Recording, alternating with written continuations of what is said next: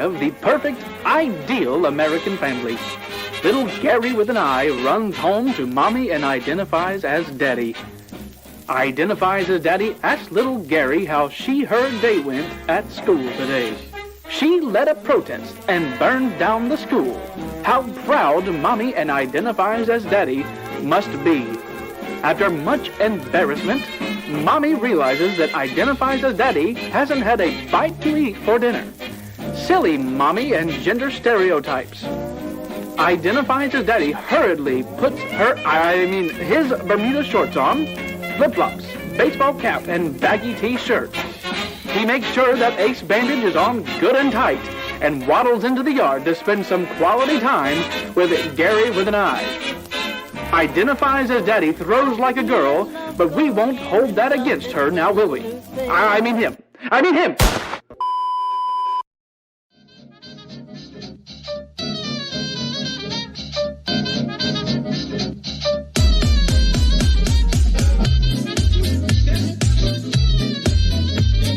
America is a nation that can be defined in a single word.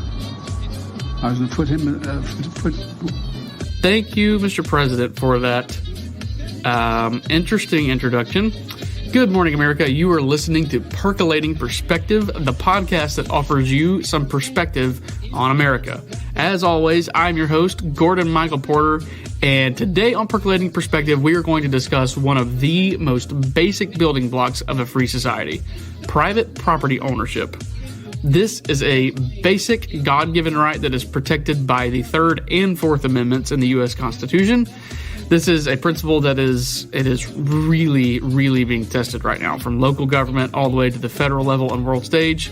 But to be completely honest, it's been tested since the very beginning of the country and even well before that.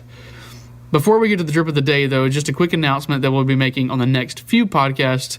We are going to start pushing advertising and promotion hard into this summer. And as a result, we are going to have to make some pretty big design changes, and that includes, unfortunately, the name of the show. This all comes on the good advice of our marketing consultant, and starting May 1st, the show will be renamed. Next week, we will release the new name, as we are still finalizing a few things as far as advertisement and copyrights and things like that. So stay tuned next week for the new name. The format and the concept will not change. We'll continue to bring you great content every single week, as always. But in order to get that great content to more freedom and coffee-loving Americans like yourself, we have to repackage it into a bigger, more shiny box with a more inviting bow on top, of course. Think of it as we are building a better mousetrap to capture more people who are in need of some America and of some coffee, and sometimes a salty sense of humor. Thank you to all of our listeners, though. You are making this show a success in very short order, and it's truly because of you and you telling your friends about us and it's honestly because of that we've had to make these changes to accommodate a larger audience. It's the airline seatbelt extensions of podcasting. Sometimes you just need more fabric to strap everybody in. With all of that said, let's get into some covfefe.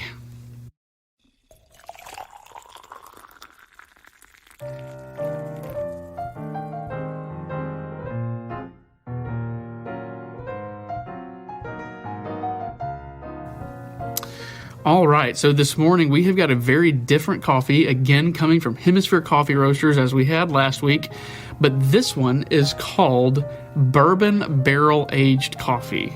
It is one of the most different coffees I have ever had. It's very good, it's just different. It tastes like the name suggests. It's not alcoholic, but it is aged in an old bourbon barrel, and it's really good. It's kind of got a twang, of course, to it. It's sweet, but we've got some here.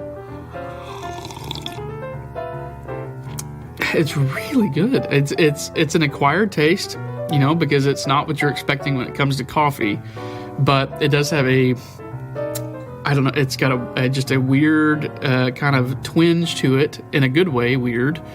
I really recommend you try it. Cool enough, it comes in a glass bottle. It doesn't come in a bag. I think you can get it in a bag, but when you order it from Hemisphere, it comes in a glass like a Maker's Mark type whiskey looking bottle with the wax deal on top. So it's a really different cup of coffee.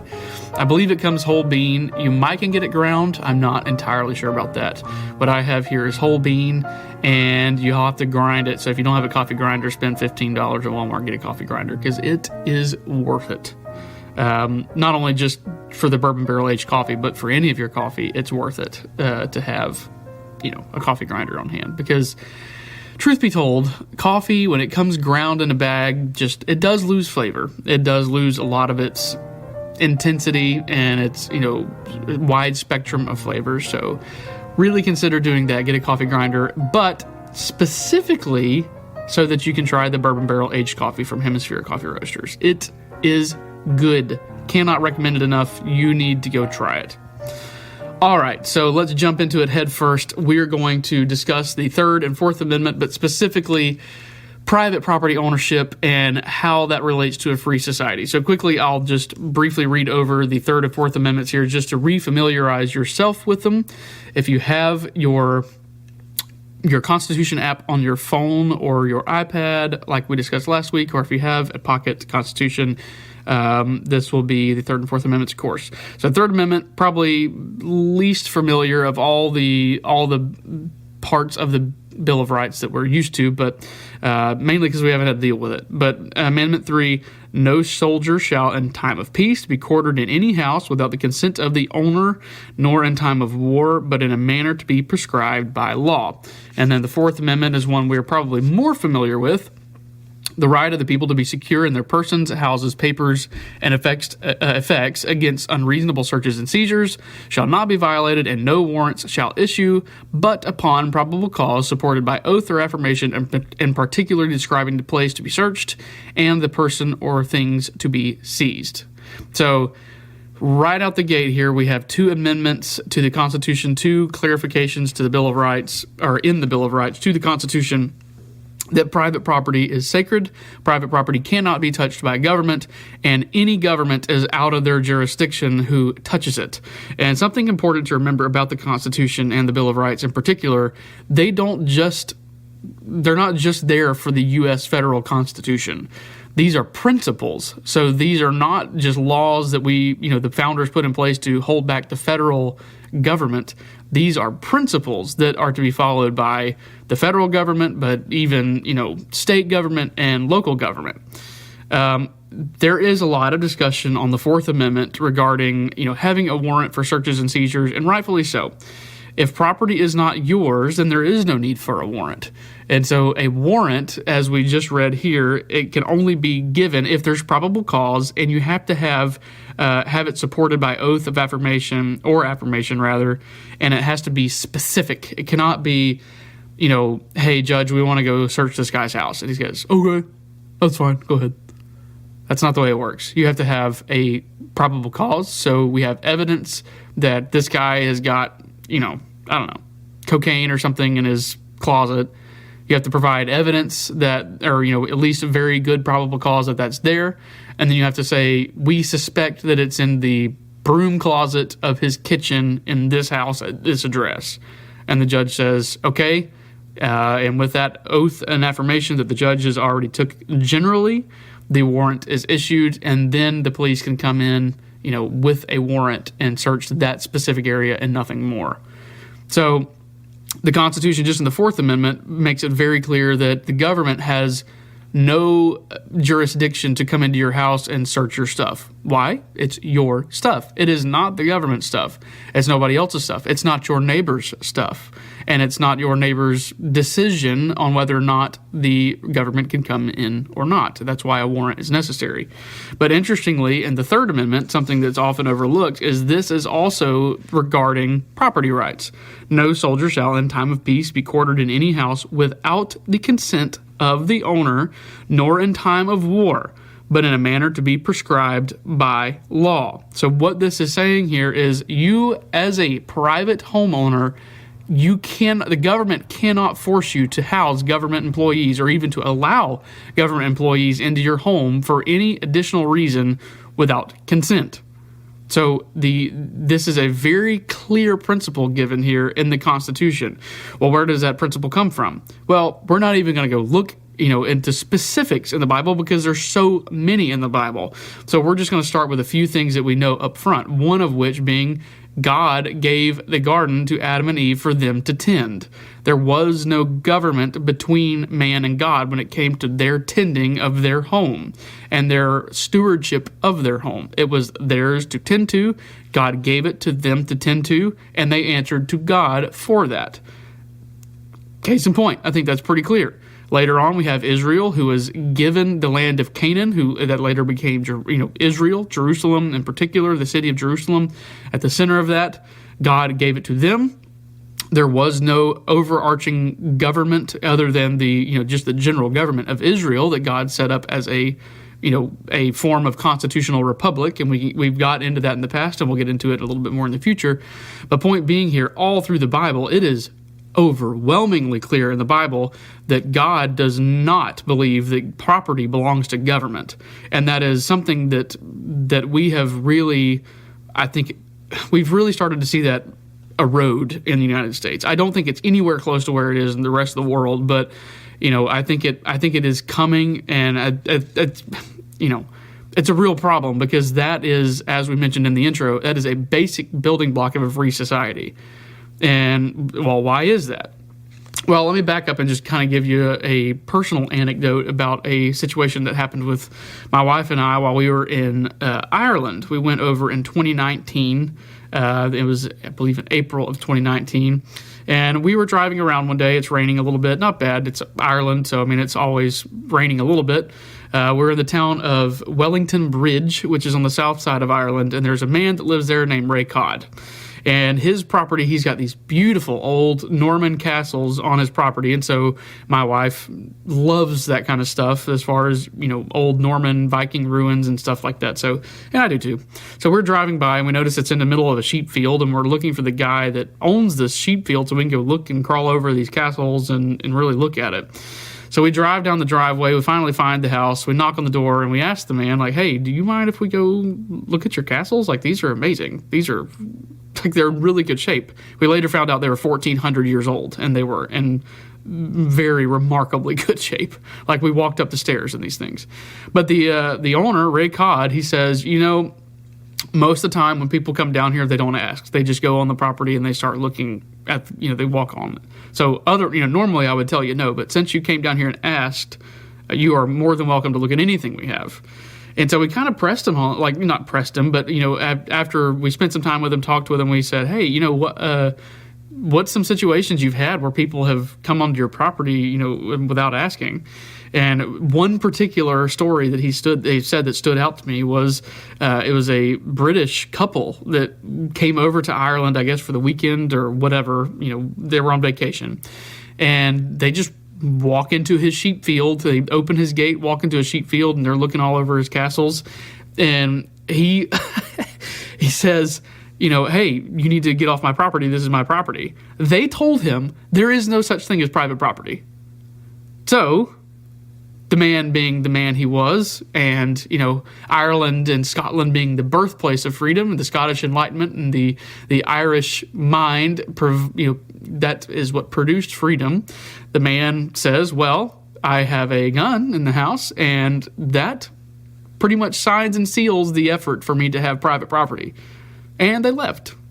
And, that's another discussion for another day on the Second Amendment. But the point being here is it's not... There's very few places on earth. In fact, I think that man is probably one of the few in Ireland that think this way, but private property ownership absolutely is a thing.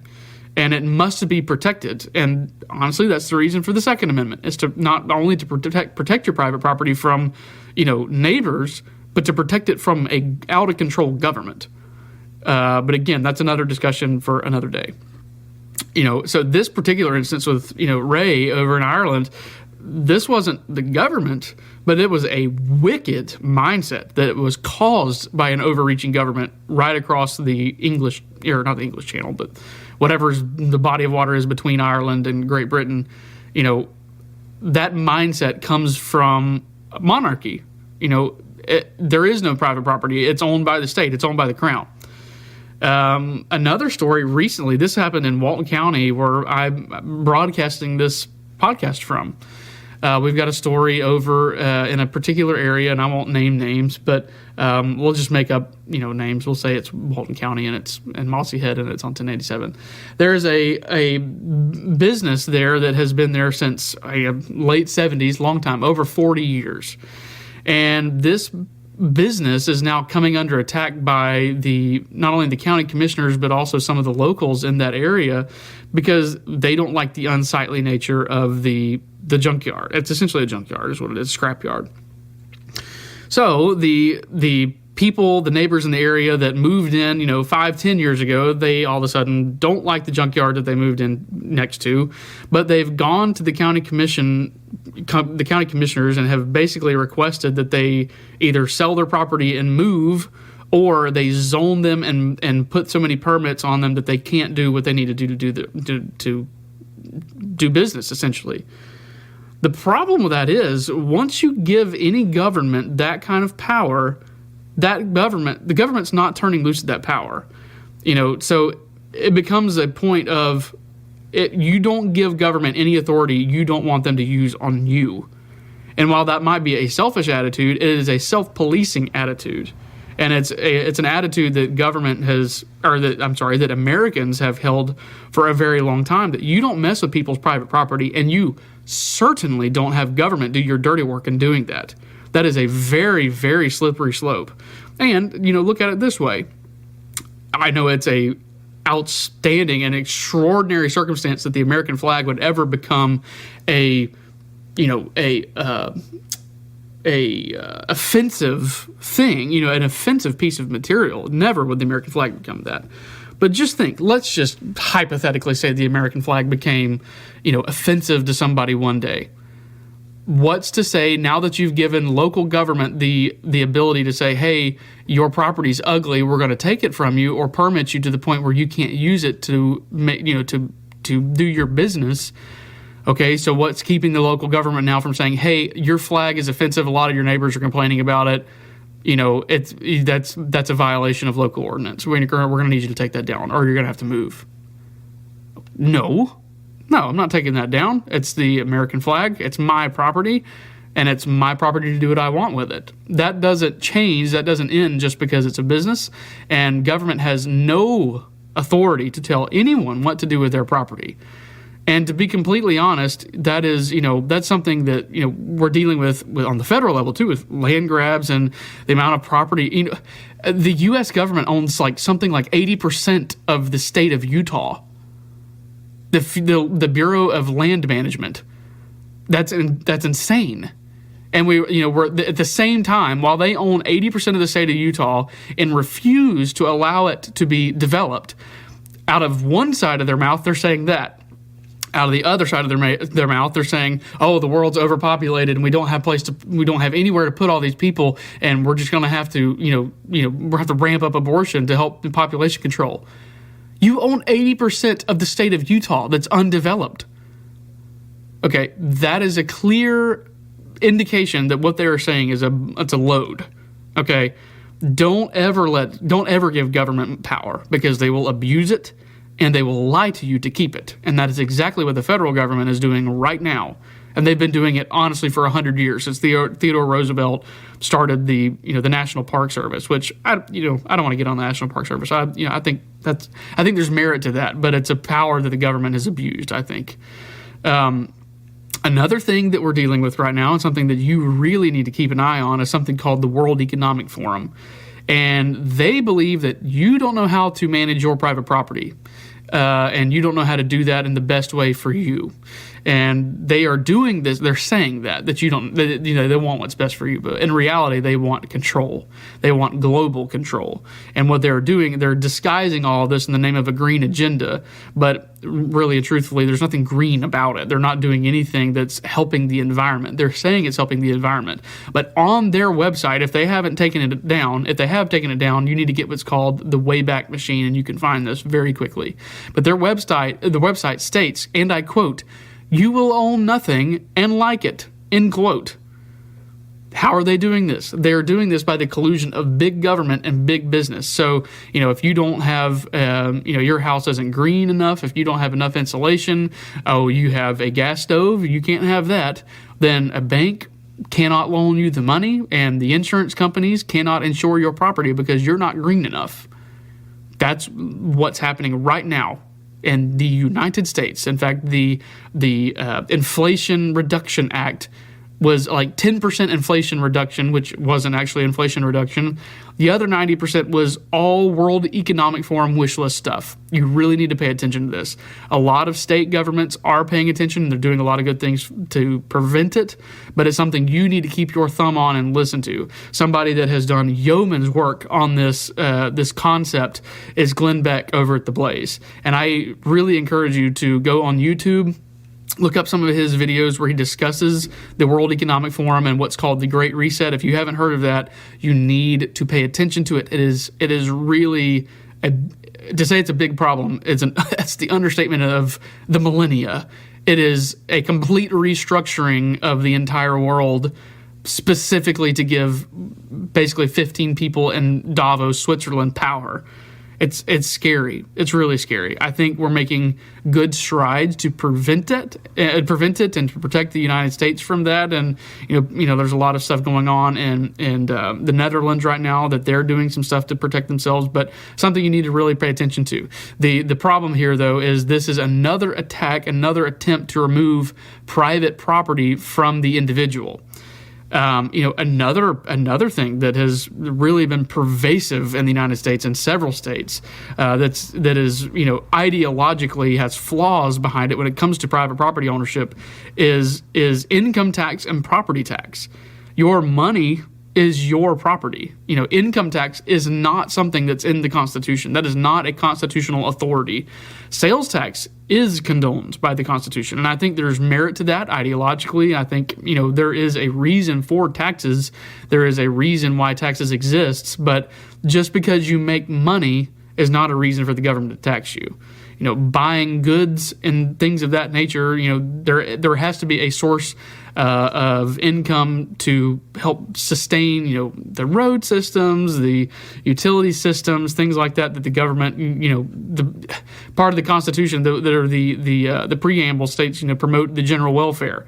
Okay, well, you have to have finances to do that. So there is a time and place for taxes, but income tax is not that place. And property tax certainly isn't that place. Local governments love to do this whole idea of property tax. We have it in the state of Florida and in Walton County. We have, property taxes, and, it's completely up to the will of the government to, at least in Walton County. Yeah, they have metrics. Yeah, they have standards, but they don't. Whenever I get a bill in the mail at the, the end of the year in November that says, hey, you owe this much to the government and property tax, I own my house. We don't have a mortgage on our land. And yet the government's still saying, hey, well, if you want to stay here and you don't want us taking that property, you better pay up. Excuse me?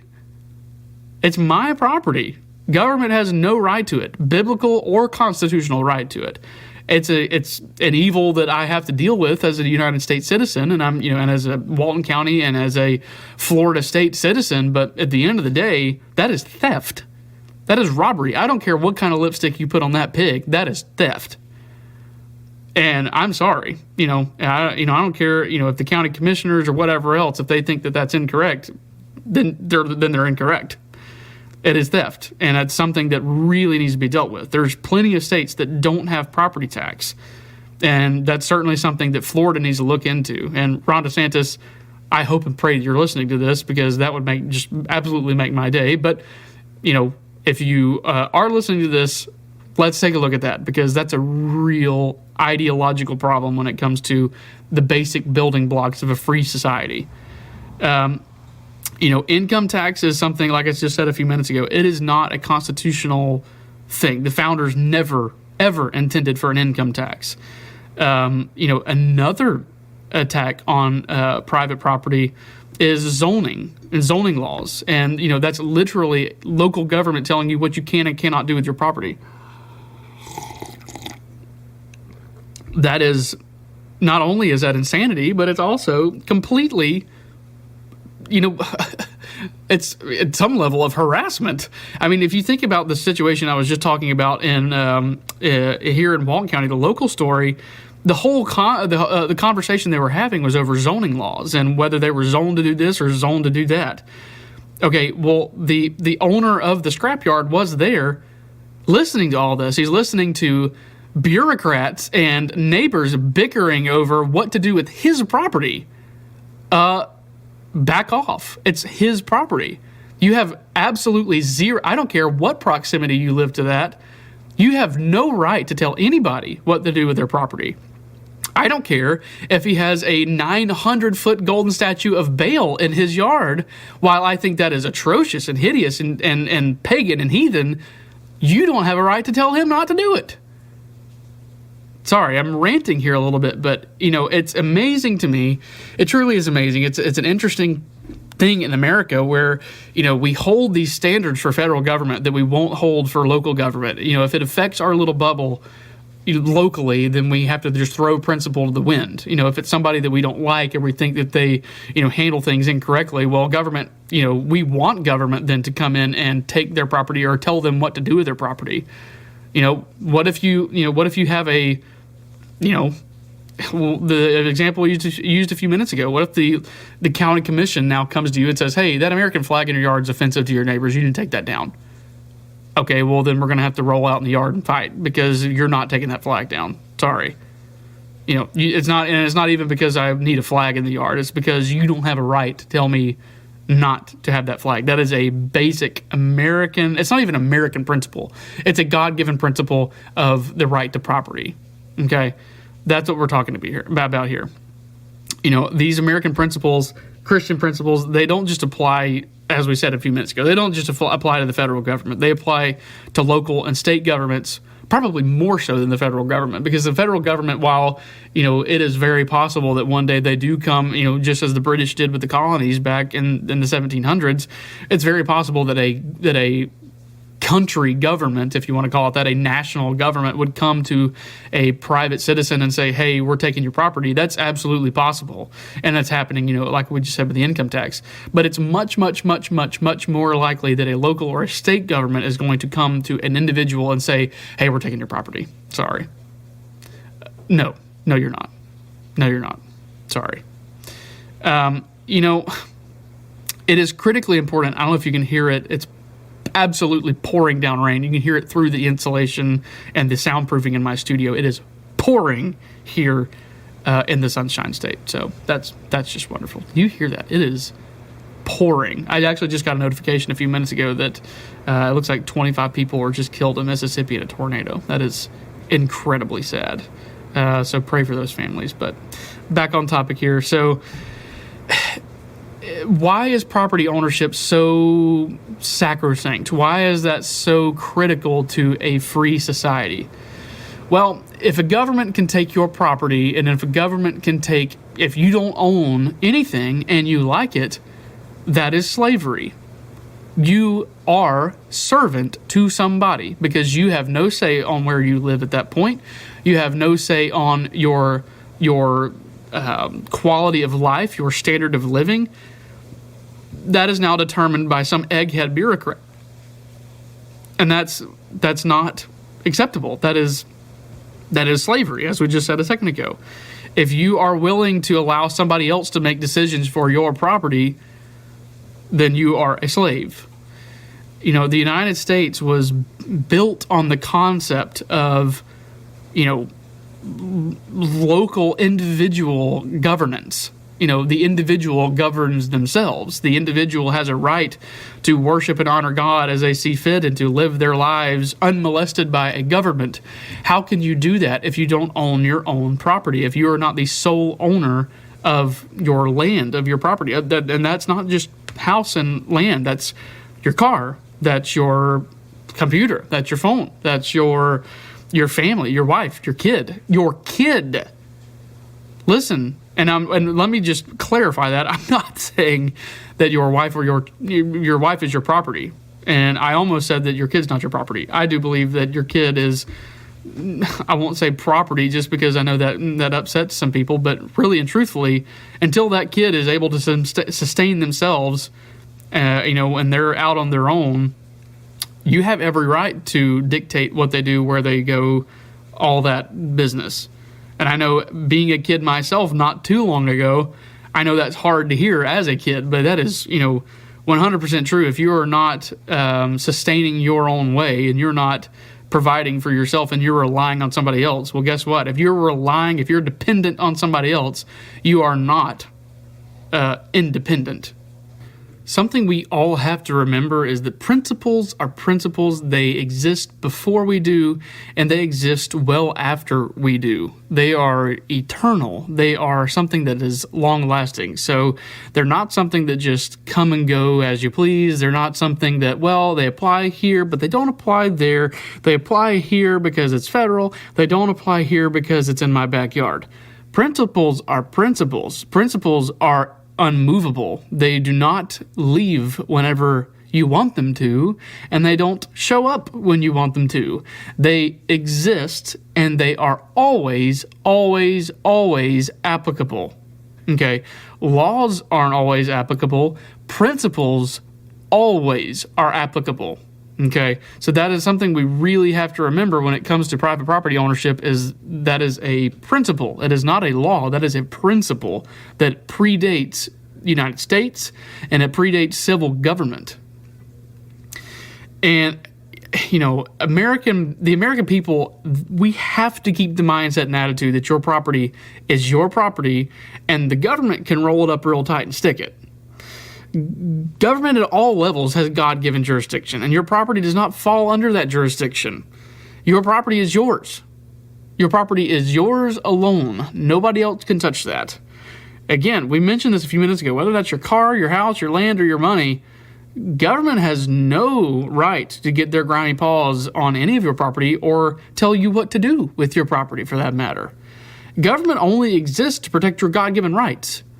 That is stated in the Declaration of Independence, but it's a principle. It predates the Declaration of Independence. Government only exists to protect your God-given rights. And that's something you can go back and listen to our episode on the Declaration of Independence. We go over that in detail. Government is, it has become a parasitic beast that feeds off of the host, the taxpayer, until it eventually kills it. But that is not God's intention for civil government. That's not the American way of doing it. And the reason I conflate those two is because they are the same. God's way of doing it and the way America started out are one and the same. I believe that the way that the founders set up government was as close to what we could get for what God wanted for civil government as we could get, because they studied it and they sought it out. That was their intention for the American government. And as an American, you can and should feel proud to embrace that self-righteous attitude of property ownership, because it truthfully is righteous. You are a property owner if you do own property. And if you don't own property, go buy some property. Own it. Get it. Buy it. Take it. Make it yours. And whenever somebody tries to tell you what you should or should not do with that property, or when government tries to step in and tells you what you should or should not do with that property, or even for that matter tries to take it from you with means, or the only mean of just, they wanted to, okay, well, you're going to have to do better than that. If it's just, like, if somebody has gone to prison or they've gone bankrupt, that's one thing. If they have put themselves in that position and they have put their property on the line as collateral or something else, that's one thing. But when government just says, hey, we're not really liking the way you're running that property, or even if they just come up and say, hey, we're taking your property. No, you're not. You're not just taking my property. And it is healthy. It is a healthy attitude to keep your country free, is to have that attitude, that self-righteous attitude of property ownership. Government cannot take your property without cause. That is a basic fundamental right of freedom. If you own nothing, first of all, you won't like it. That's a lie. But if you own nothing, you are a slave. If you own nothing, you will be serving a master. And as the Bible says, you cannot serve two masters. And essentially where I'm going with that is, if you serve a master, you cannot worship God as you see fit, which is the original design intent of the United States. All this said, I urge you to keep your ear to the ground on not only a local level and a state level, but keep your ear to the ground on the national level with the World Economic Forum stuff that's happening right now. And the Biden administration, I know this show, I've done as best I could to keep this as apolitical as possible. But when you're talking about American culture, it's nearly impossible to do that. Politics is a large piece of American culture, and rightfully so, and for good reason. But keep your ear to the ground on that, and whenever you start seeing stuff, you have to call your representative. Even if you feel like you're not represented, you have to make your voice heard in Washington, D.C., or even in your state capital, or at your board of county commissioners if you have something like that. You have got to get involved, and you have to make it clear the government can stick it. That is America was born out of a healthy distrust of government, and for good reason. Because when it gets a little taste of blood, it expands rapidly. And we saw that, most recently, I think, we saw that after 9/11, where the American people willingly gave a lot of power to the government because I'm not throwing stones at that. I mean, we just had a severe, the worst terrorist attack on American soil since Pearl Harbor. In fact, you can make the argument worse because it was civilian. But, so I understand why that power was given. But if that's not a case study of why under no circumstances should you give the power to the government, I don't know what is a case study. We gave them an inch and they took hundreds of miles, and we're still dealing with the results of that from the NSA, the FBI, the CIA, doing investigations and research on American citizens without a warrant and without knowledge. We saw that with President Trump whenever, the whole wiretapping thing came up with the Obama administration was wiretapping Donald Trump's phones for some quote-unquote national security reason that they still have not proved or even come up with any sort of idea or accusation. You cannot give government power and expect them not to use it on you. You can't do it. That's a principle.